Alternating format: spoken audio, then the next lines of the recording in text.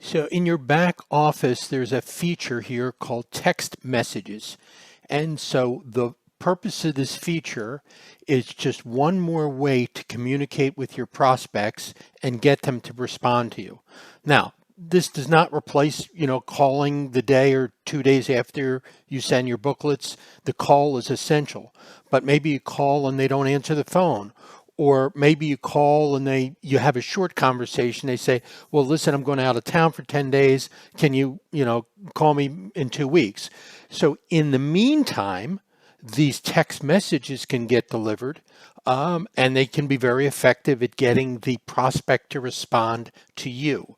So this feature is off until you turn it on. So before you turn it on, you should probably take a look at how it works. So first, you'll want to click here, how to use the auto messaging service. And here's a description of how to use it and what the responses will look like when you get them. Because sometimes, be aware, sometimes when people respond to a text, they respond they respond something like yes.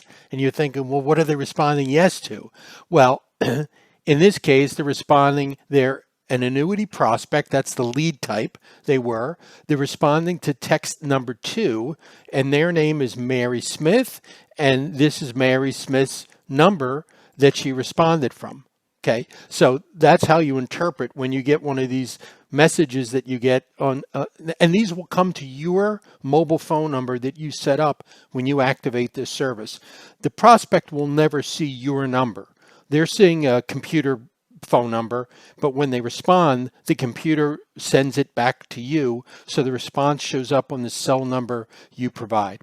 The other thing before I show you the details, when to remove a prospect. Now, let's say you send out the booklet, you call Mrs. Smith the next day, and she says, sure, yeah, I can meet with you on Friday. Well, obviously, if she's agreed to meet with you, you don't want to keep having her get these marketing text messages or marketing emails like the autoresponder. So you'd want to delete her from the system. So I'll show you how to do that in a minute.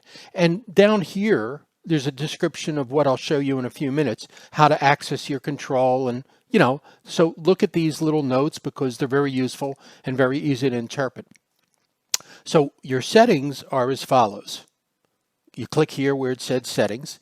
And let's say this is your account and you had registered for 3 lead types, pre-retirees, retirees, and annuity owners.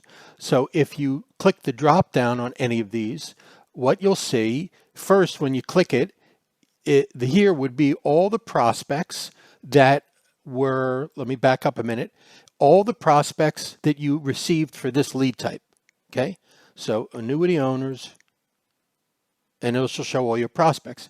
Now, this is where you would click here, and if you wanted to delete Mrs. Smith because she's already agreed to meet with you, bingo, right here, there'll be a delete button next to her name. All right, let's back up.